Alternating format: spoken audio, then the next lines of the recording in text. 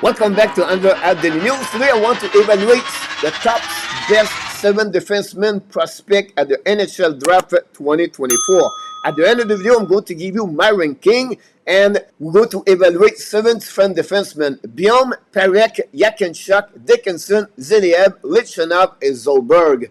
And the way I did it, I put 5 categories: tools, hockey sense, offensive upside, defensive upside, and finally the floor for each players. I'm going to give you ranking for each category, and at the end I'm going to give you my best ranking for the 7 defensemen we're going to talk about today. First of all, how I evaluate the tools is under the physical asset for the defenseman, how they cover the ice, example like the cap control, how they win the battle 1 versus 1. And for the modern defenseman in the last 5-7 years in the NHL, we need to be sure that defensemen have a high level skating, really great on the handling, and finally you have some kind of physicality, ability bring together. And the first player come in my mind for that category, guy, is the unicorn Zeliev. 6'7", really great on the cover ice. Why? Because he can range a ton of ice because he's a 6'7", and also his great mobility is another great asset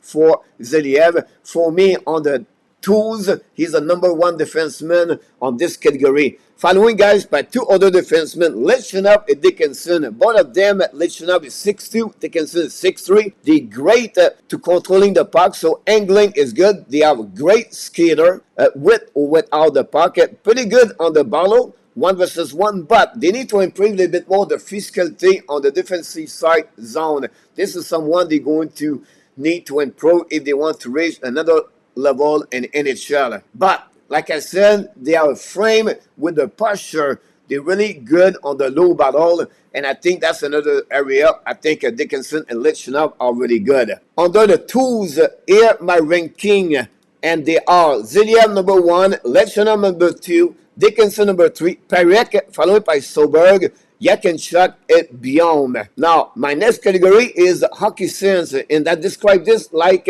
for the creativity, how do you see the eyes and how force with the transition and the anticipation, or how they read the play in front of them. And the best defensemen for me, there are 2. Parek and Biom. Both of them are a small defenseman, only 6 foot, but the creativity on the blue line is amazing. Of course, Parek scored 33 goals this year in the OHL. Biom beat the record of the most points as a freshman in the NCAA with 50 points. I like the way they create opening area when they play against the defender in front of them. The puck control and the managed control is excellent. And finally, they are great on the forechecker and on the transition from the exit zone to the entry zone. 2 great elements for Parek and Biom, and that's the reason I put them the best defenseman on this category, hockey sense. Now, my ranking under that category, guys, is Parek #1, Biom #2, Dickinson, followed by Lichenov, Yakinchuk, Zolberg, and Zeliev are at the bottom of this category, hockey sense. My third category is offensive upside. This is how they carry on the puck, how they jumping on the plate, how they shooting the puck on the net, how they create lane with the puck, finally how they manipulate the defender in front of them. They are quick position play, how they anticipate the play in front of them, how they can move, example, shifty from the left to the right and create more opportunity for their teammates.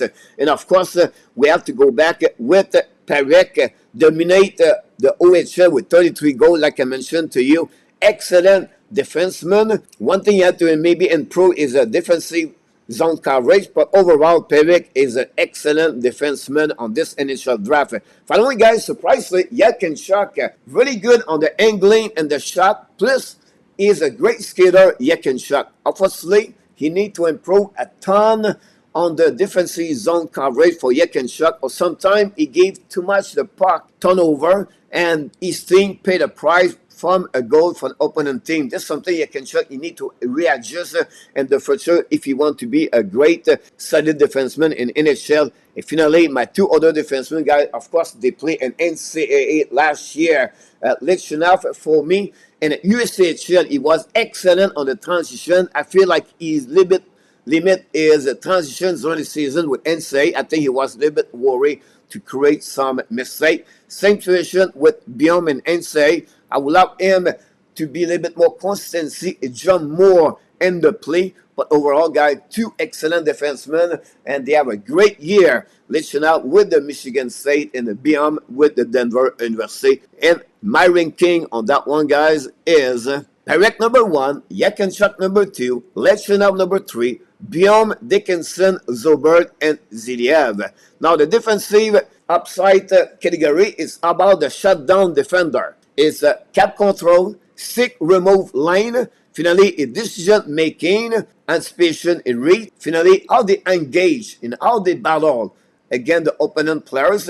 And for me, of course, like I mentioned to you at the beginning, under the tools, Ziliev, Dominic Paimar. No one is close like Ziliev. He's my number 1 defenseman on the defensive side. Really great on the battle. And of course, his decision making to beat someone, example, one they play a 1-versus-1 is excellent. I really like Ziliev on the defensive side. Following, guys, by again 2 NCAA defensemen. We know both of them are good on the offensive side of the game, but they are excellent on the two-ways defender. I believe let's now play an NCAA. Really like the way he engaged against the opponent players. Finally, for me, Biom is so smart and he read the play so well, that helping him to have a better defensive sound coverage when he played with the Denver University. My ranking, guys, for this are Ziliev number 1, Lechenov followed by Biom, Dickinson, Zobert, Perek, Yakenchuk. Finally, the last one is the floor, the ice hitting, what I expect them in NHL.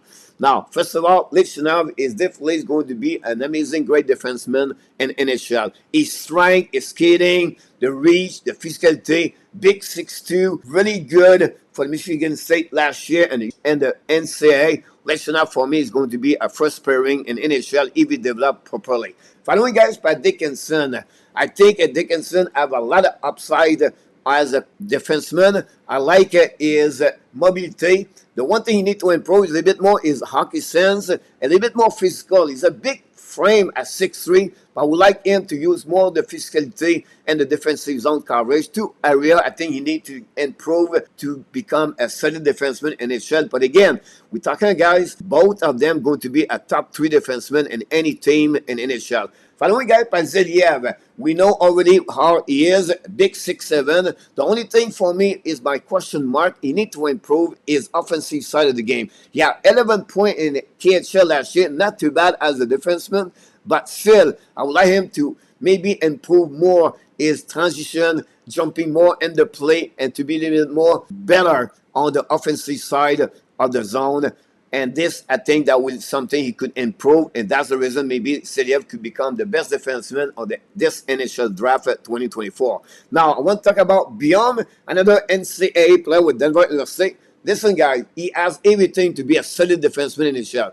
My only concern is only 6 foot, but I still believe he's going to be fine.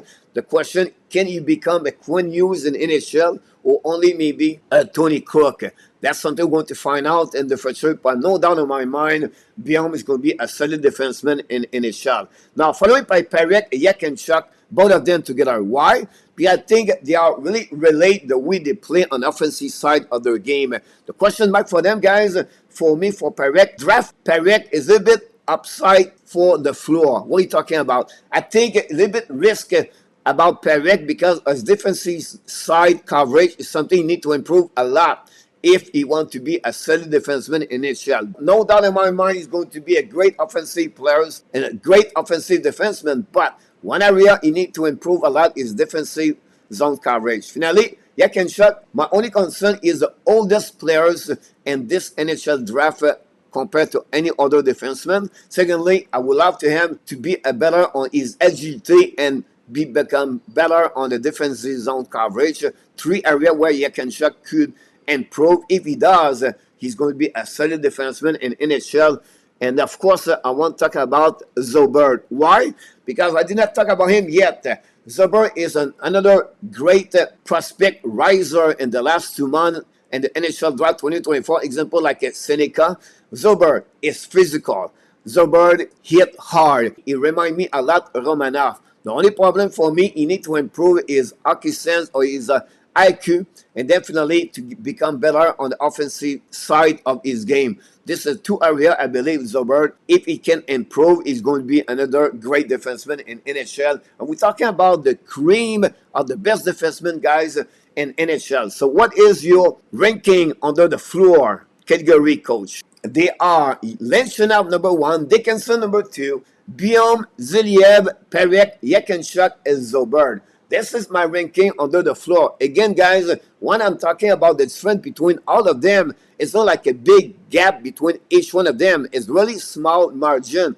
But again, this is the way I see them on strength category. In my final ranking of the NHL Draft 2024 for 7 best defensemen prospect, number 1, guys, election of. I really believe he's going to be drafted on the top 3 this upcoming NHL Draft 2024. Biom and Perek, don't be surprised, is going to be on the top 7. And maybe Dickinson and Ziliev are going to be also on the top 7, but open up a little bit more as a top 10. Now, Yekenchuk is going to be on the top 12, I believe, on the NHL Draft. If Sobert could become at least a top 20 and maybe top 15.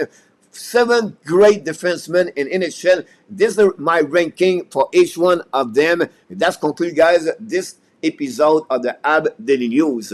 Hopefully you enjoyed this episode. Please leave me comments what you think about my ranking, how off I am, or maybe I'm right. And I would love to hear from each one of you. And remember, every single day we deliver a video about the Habs or its friend subject in NHL. And finally, don't forget to click on the like, subscribe, and remember, you are greatness inside of you, and we wish you an amazing, great, blessed day, everybody.